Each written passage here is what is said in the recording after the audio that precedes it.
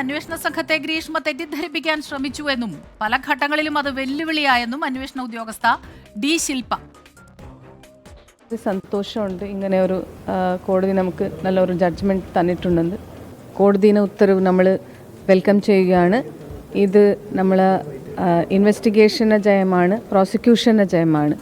ഇത് ഒരാളുടെ ജയമെന്ന് നമുക്ക് പറയാൻ പറ്റത്തില്ല. ഇതൊരു ടീം എഫേർട്ടാണ്. അപൂർവങ്ങളിൽ അപൂർവമായ കേസാണെന്നും വധശിക്ഷ പ്രതീക്ഷിച്ചതാണെന്നും ഡിവൈഎസ്പി KJ ജോൺസന്റെ പ്രതികരണം. ശാസ്ത്രീയമായ തെളിവുകൾ ശേഖരിക്കുക മാത്രമല്ല, ഈ കുറ്റകൃത്യത്തിലേക്ക് ഓരോന്നായിട്ട് കണക്ട് ചെയ്യുന്നതിലും പോലീസ് വിജയിച്ചു. ഒരു ക്രിമിനൽ ആയിട്ടുള്ളൊരു വ്യക്തി വളരെ പ്ലാൻഡായിട്ട് ഒരു ക്രൈം ചെയ്യുന്ന അതേ ആസൂത്രിതമായിട്ട് തന്നെയാണ് ഈ പെൺകുട്ടി ചെയ്തത്.